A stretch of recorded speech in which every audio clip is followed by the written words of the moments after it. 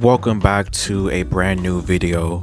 Today's review is on Only Murders in the Building, Season 5, Episode 8, entitled Cuckoo Chicks, with the official synopsis being: Mabel gathers a ragtag group to crash an exclusive ladies' night.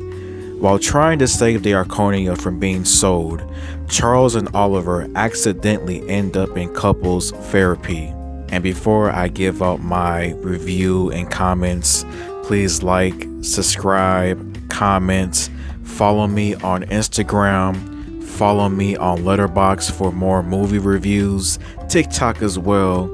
So just sit back, enjoy the video, and let's get started. For episode 8, there were a number of different Easter eggs seen on the opening of this episode. The first Easter egg was a cocktail shaker seen inside of Charles's apartment. The second Easter egg were a trio of ladies on top of the Arconia, likely resembling Mabel, Detective Williams, and Loretta, just as what happens in this episode with the three of them dressing up for ladies' night. But those were the Easter eggs for episode 8. Episode 8 was a huge episode for a number of different reasons. The first reason were the flashbacks, as episode 8 had a number of different flashbacks that contained critical and important moments, with all of them featuring Nikki the Neck Camillo and Camila. The first flashback focuses on how Ladies' Night was introduced, with Camila talking to Nikki about different things, as this all takes place around likely during season 3, and Nikki talking about the struggles the Velvet Room is experiencing. But at the same time, I don't understand how a casino could struggle. Like, are there not enough rich players? Are there not enough cheaters? Are too many people winning? Like, why is the Velvet Room struggling? With Nikki quote unquote saying that it's seen better days. But that were some of the huge points for the first flashback. But back during the present time, Mabel tells Vince about the Arconia possibly being sold and turned into a casino. And it's always nice to see Vince, and I do wish that some of the other residents from the Westies from season 4 would have made small appearances like Vince did. But I can kind of see why that's not the case. But in the meanwhile, Althea enters into the apartment and invites Mabel of Ladies' Night, and how she talks about Ladies' Night and what it's supposed to be. I don't think she knows much about the billionaires, but I could be wrong. And at the same time, I think I'm going to write off Althea as a murder suspect. I don't think she's a murderer, but at the same time, I think she is very suspicious for a number of different reasons. Like, how is she able to get the penthouse while Camila is trying to buy off every tenant at the Arconia? Like, a part of me does think that she may have known ties with the billionaires, but not in the ways that we may think of. I think there is a possibility that she was the one to break inside of Charles's apartment and steal that missing finger. Like, she does small favors that doesn't get too much attention, and the billionaires or whoever pays her off in small or maybe even huge ways. That's my opinion. I could be wrong, but at the same time, how is she able to afford that penthouse? But Oliver now having second thoughts about selling his place now that Camila is responsible for everyone else just getting their apartments is very understandable. I understand where Oliver is coming from. He has been a tenant of the Arconia for over 30 years, has seen the highest of the highs, the lowest of the lows, from losing his family, from finding out his kid is not his, to getting married to Loretta. But at the same time, I think that Oliver does need to think about himself and Loretta, as they are now married, and a fresh start is never a bad idea. Like, why not have a fresh start? Get away from all of the crazy and gruesome murders that has taken place over the last 5 years. Like, I think that's what Oliver needs to be thinking about, is just him, Loretta, and a fresh start. And the trio now tries to come up with a few different ideas on how to not only save the Arconia from Camilla becoming a majority stakeholder in the place, but also finding out ways on how to solve both murders of Lester and Nikki. With Mabel being invited to the ladies' night, there was one way. And the other way is Charles and Oliver just figuring out how to talk to all of the possible remaining tenants that's still there at the Arconia and try to convince them to not sell off. And I'm a bit surprised that we don't see some of the other tenants in here, like Uma and maybe even some of the other workers, and get their opinions on the whole ordeal about the Arconia being turned into a casino. But maybe at the same time, they probably don't care or are happily glad to sell off their apartment, because Ursula did say in episode 5 that the casino, the Velvet Room, was the worst kept secret. So it wouldn't be surprising that maybe some of the tenants did know about the casino and just feel that they don't want to deal with any of the murders anymore and just wants a fresh start somewhere safe and secure. With Detective Williams and Loretta having free time on their hands, you can say we now have a huge infinite team of 5 strong people that are critical and helpful in their own ways. But before they all start, Charles realizes and makes a startling discovery about why he is attracted to murderous and villainous women. It's because of his mom. His mom not being there for him as much, his mom not showing as much appreciation towards him, and the only ways and the only times she would is whenever she was cheating players out of their money with Charles's help in card dealings, and Loretta just giving out interesting tidbits about Camilla being cuckoo for Cocoa Puffs crazy and just being a little bit woo-woo, as she considers herself to be a reincarnation of her grandmother, as her grandmother was an Astral Cat, someone that was rich, high society, and the Gloves Fairy. I think the missing finger does not belong to her. Like, the reason why she likes to wear gloves is because of her grandmother. Her grandmother liked to wear gloves a lot, and because of that being a homage to her grandmother, I could see that. With the ladies, they are all dressed up, looking nice, getting ready to go inside of the Velvet Room. Lorraine is shockingly here at the Arconia, still missing Lester, and still shaking over the fact that Lester might have been murdered. And I did write her off as one of my suspects in one of my videos, but I do think that whenever she finds out whoever is responsible for her husband's murder, she is going to try to kill that person 100%. She tries to join the ladies in entering the Velvet Room to possibly confront Camilla and just to stay calm and collected and making sure that nothing goes out of hand.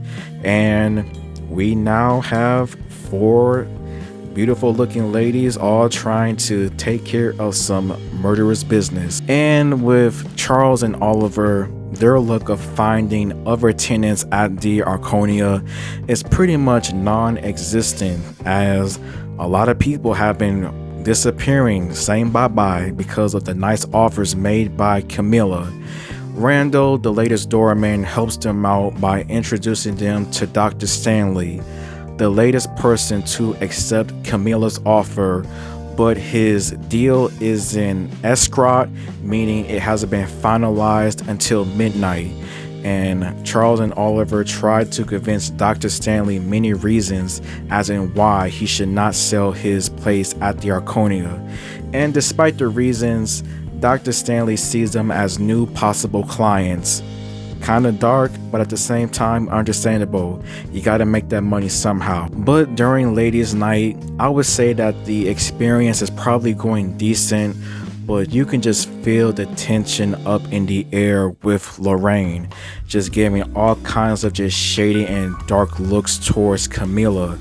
With Lorraine, you could say that she has murder on her mind.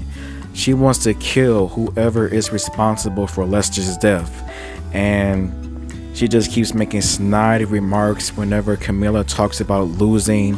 Like, no matter how much she loses, Camilla is considering herself a winner no matter what. The tension gets so bad to the point that both Mabel and Lorraine both leave before Lorraine puts Camilla on a t-shirt. And Mabel and Lorraine was an unexpected duo. Like, I think both of them had pretty good chemistry together, with them just hanging out, talking about different things, and Lorraine seeing that Lester's hat has been cleaned from all of the evidence, and as well as the missing elevator crank being brought back up. As we haven't seen the elevator crank since episode 2 during Lester's murder.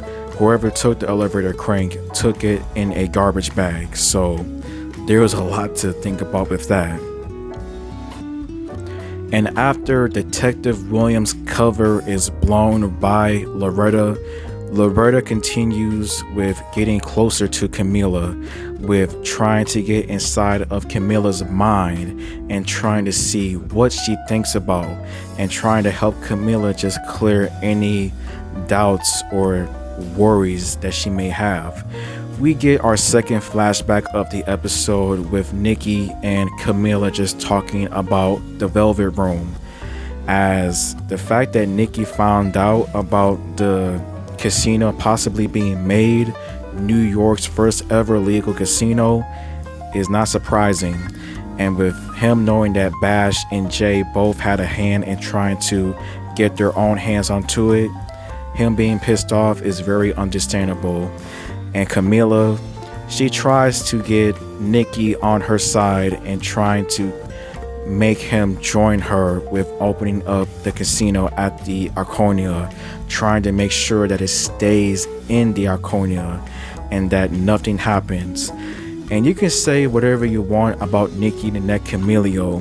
He might be a loser to Sophia's mom, he might be poor to Sophia, but it seemed that he remained loyal to her no matter the ups and downs into the end of time. The therapy sessions between Charles, Oliver, Detective Williams, and Dr. Stanley, it was pretty interesting, pretty funny, but also just very wholesome in this episode.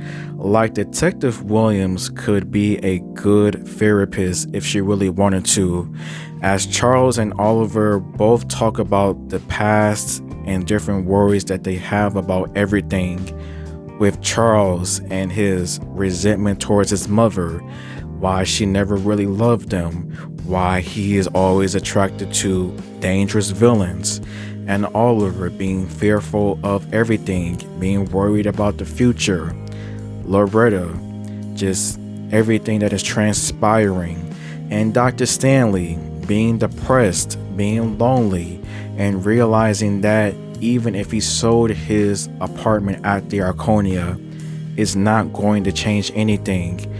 But it's too little, too late, as it's way well over past midnight, and Camilla now owns a majority of the apartments at the Arconia, cementing the Camilla Club and making it something becoming much more closer than ever before. And thanks to Loretta and her mysterious work, we get our final flashback of the episode.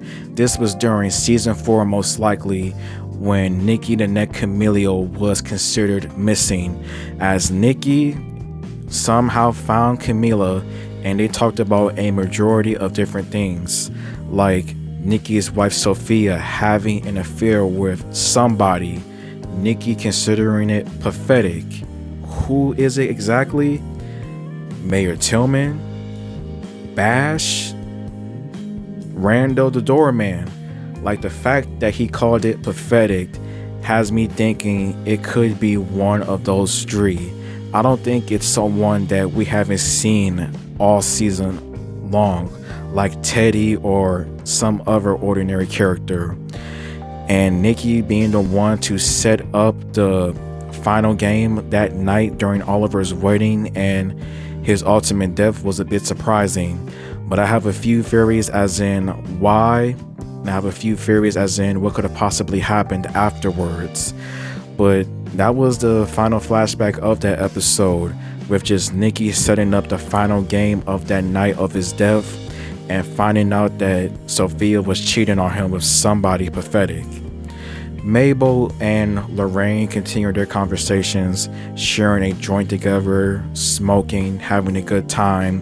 Mabel expressing her frustrations, feeling that she's not in control of her life, feeling that everything is out of control.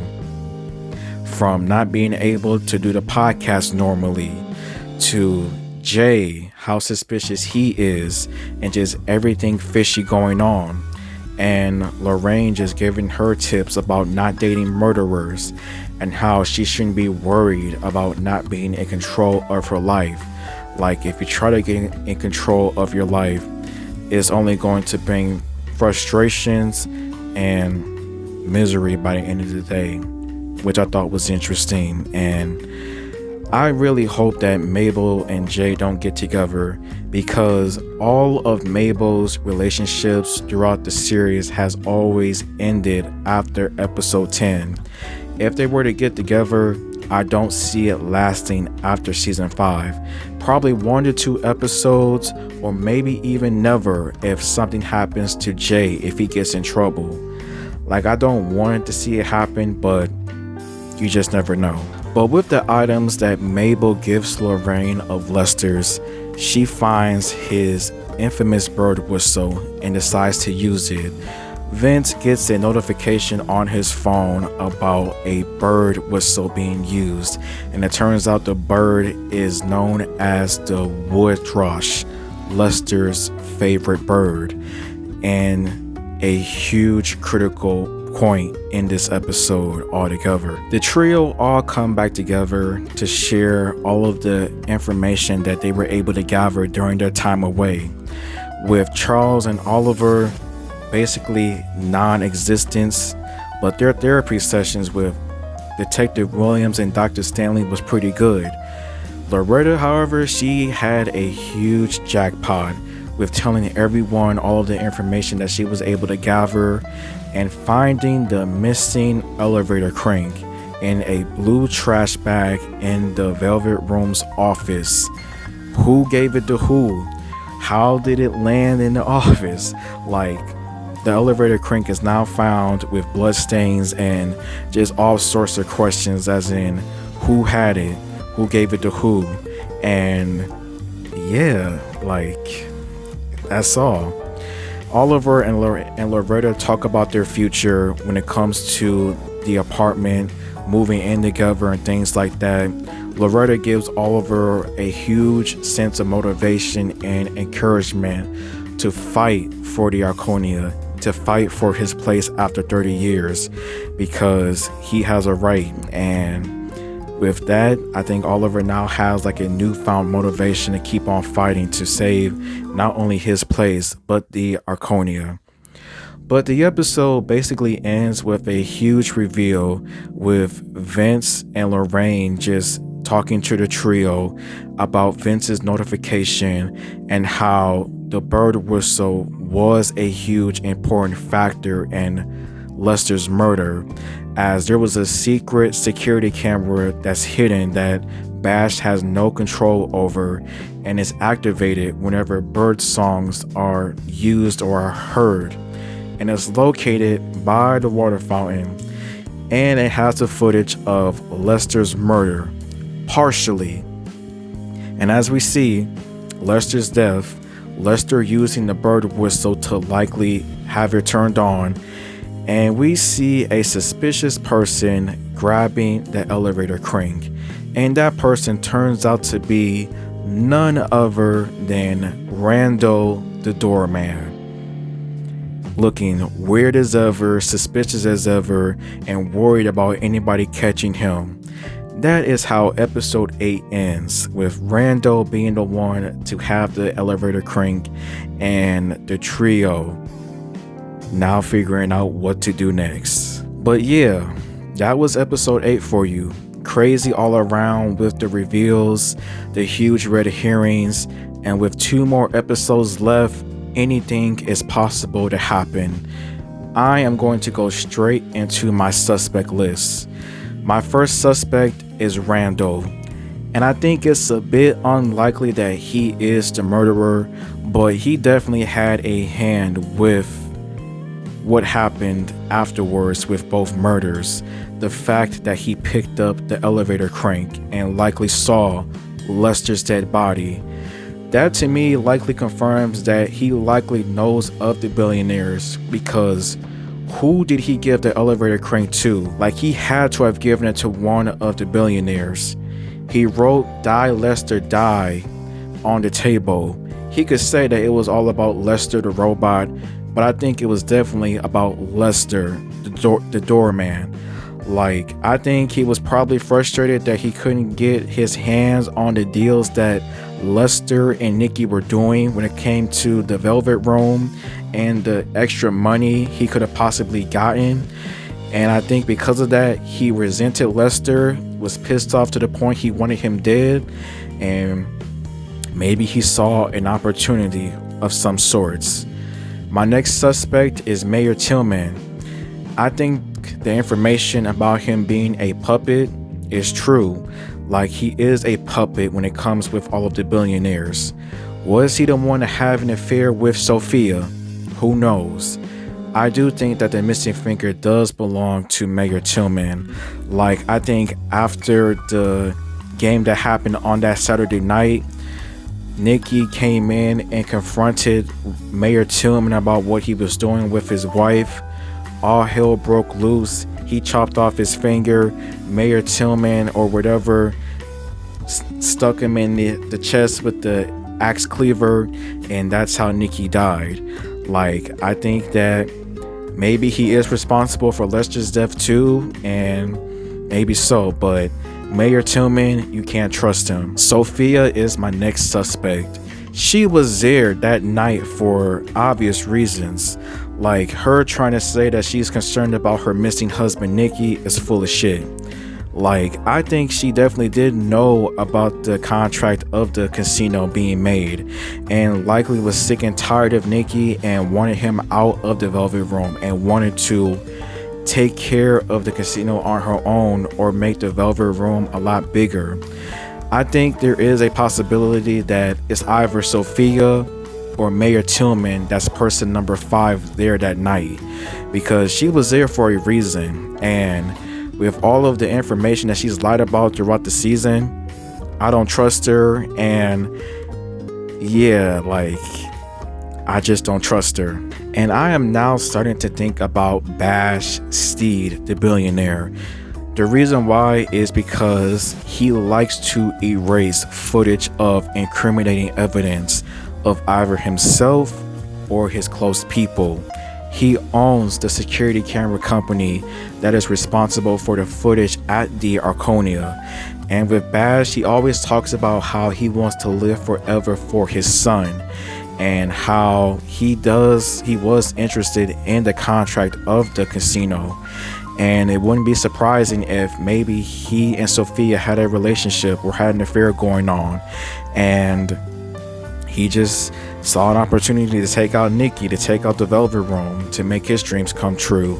But Bash, I don't trust him, whatever. But those are my suspects: Randall, Mayor Tillman, Sophia, and Bash. Anything is possible. With 2 more episodes left, I can't wait to see who is responsible. But yeah, episode 8 was crazy altogether. I would like to say is just thank you for watching. See you next Tuesday.